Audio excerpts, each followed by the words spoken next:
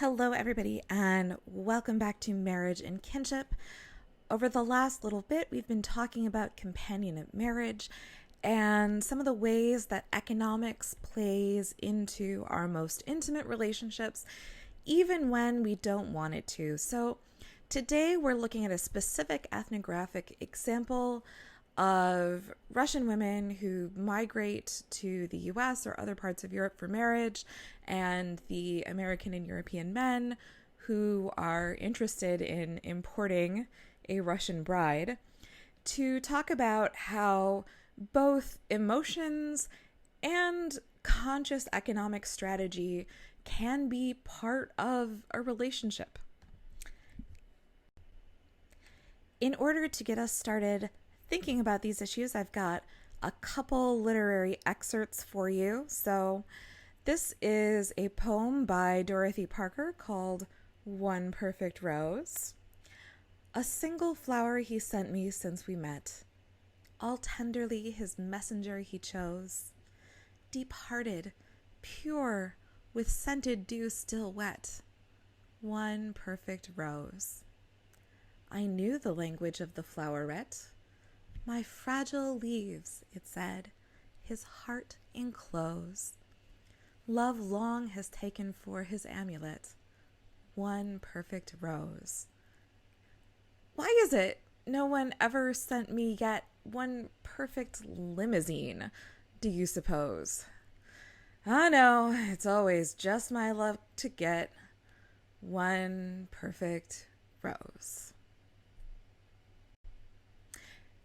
And here we have a quote from Pride and Prejudice, which you should not be surprised by this point in the semester. Not only is it a classic work of literature, but I think it's also a really well-observed work about the ways that love and economic interests can be in conflict.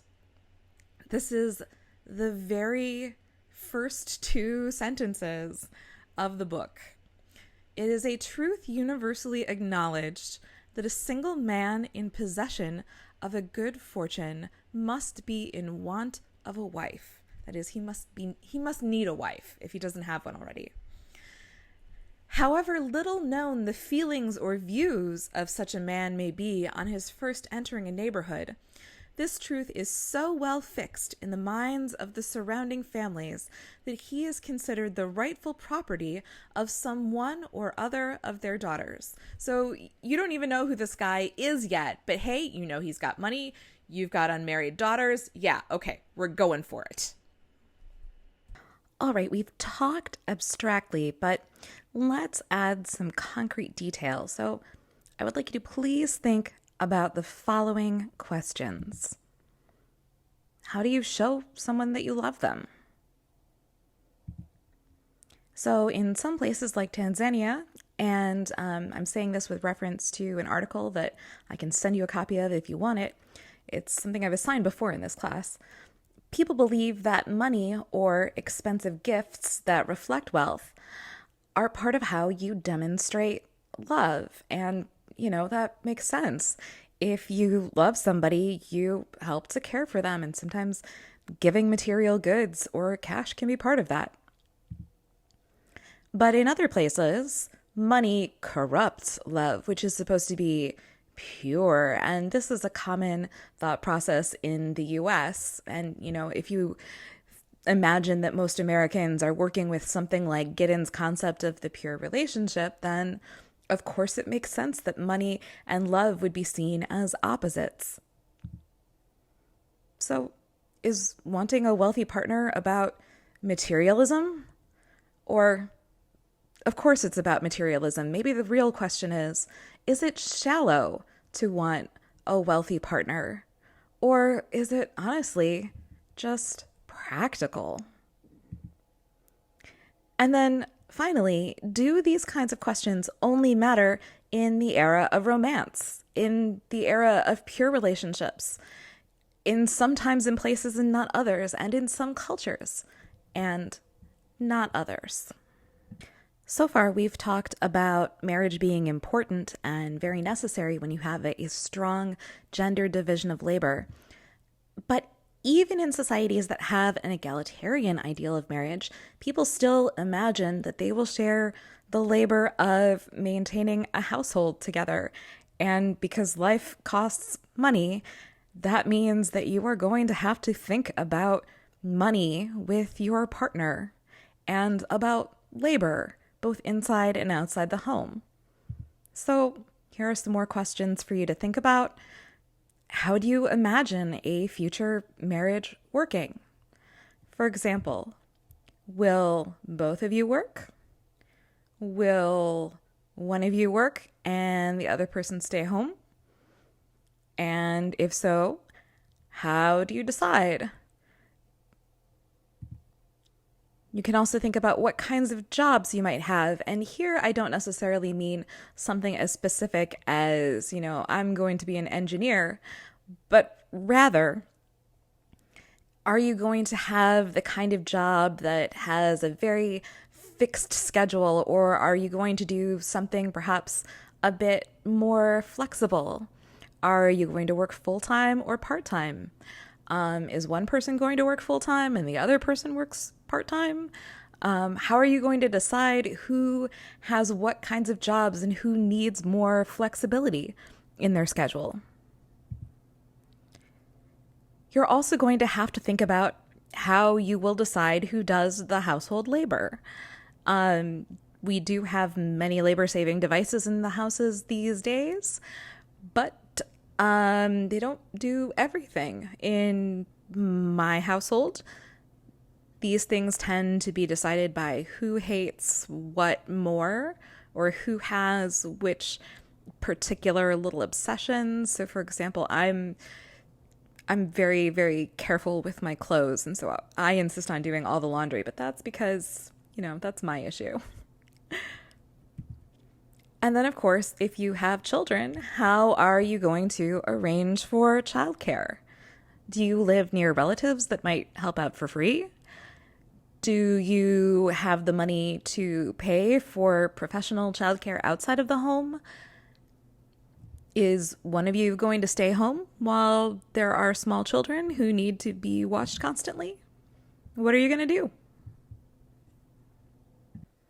All right, so let's turn to our specific case study that we have data for, namely international marriages between Russia and the US, or specifically between Russian women and American men, as described by Patico.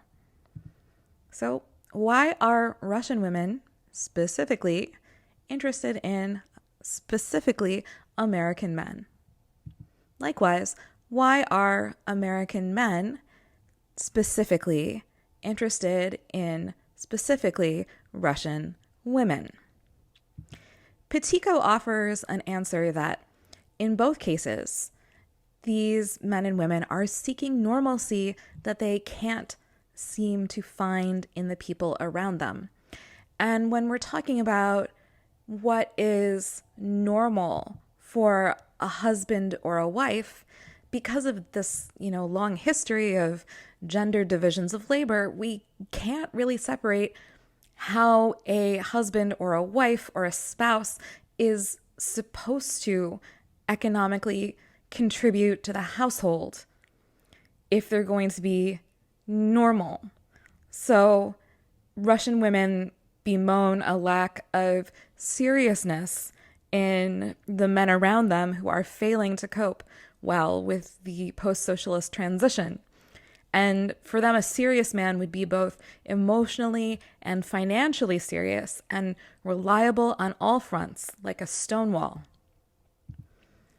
Meanwhile, for American men, they think that American women are abnormal in their economic ambitions for thinking so much about career and perhaps so little about marriage and family. Russian men, likewise, are abnormal in their economic failure. We have women who don't want to be at home and men who are not doing so well at working. And so this is characterized as abnormal in both instances. And now for a brief musical interlude.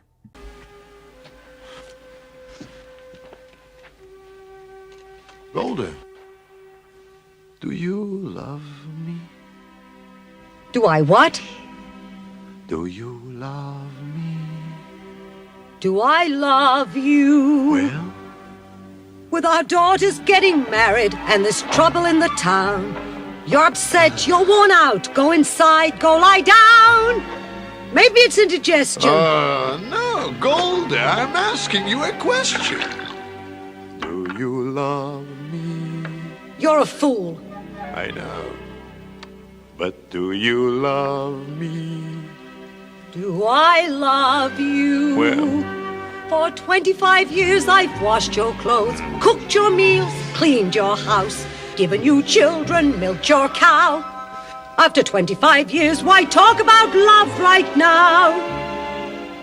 Golden, the first time I met you was on our wedding day. I was scared. I was shy. I was nervous. So was I. But my father and my mother said we'd learn to love each other. And now I'm asking, Golden, do you love me? I'm your wife. I know. But do you love me? Do I love him? Well? For 25 years I've lived with him, fought with him, starved with him. 25 years my bed is his. If that's not love, what is? Then you love me. I suppose I do. And I suppose I love you too. It doesn't change a thing, but even so, after 25 years, it's nice to know.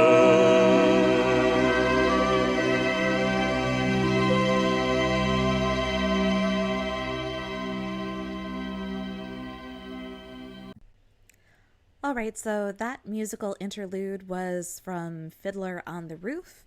And basically, it's a song where an older couple who had an arranged marriage is trying to learn to accept that their daughters don't want to have the same life that they had, and asking each other for the first time if they love each other and how they know that they love each other.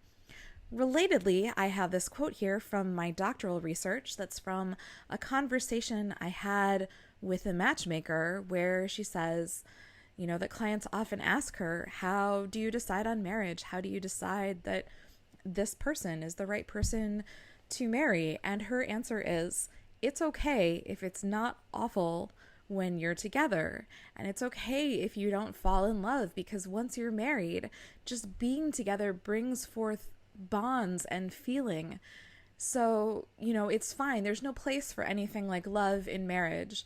But she also adds that as these couples begin their process of married life together just by planning the wedding, they really do seem to fall in love. So an arranged marriage or a marriage made for economic reasons is not incompatible with sincere feeling. So in conclusion, here are some generalizations that I think we can make about various kinds of arranged marriages that might seem very unromantic, especially in the present day. Which is that you can enter the search for love with pragmatic goals in mind and find love along the way. In a study of Filipino-American and Chinese-American couples who met through similar mail-order bride services, Nicole Constable found that most couples' narratives were structured by the sense of this is the one and an inevitable narrative, and this is the exact same thing that characterizes romantic love, defined by Giddens, right? So they started from a practical place, but they wound up falling in love. However, ideologies of companionate marriage and romantic love can make couples feel ashamed for their combination of strategy and sentiment. But normal marriages that aren't so obviously arranged also contain similar strategic elements. And Constable says this is part of why we get so anxious about mail order marriages, because they expose something in all our relationships. And they force us to talk about things that we don't want to talk about because of the currently dominant ideologies of love that we're working with. So, thank you for sticking with me and all the poems and songs. I will catch you next time.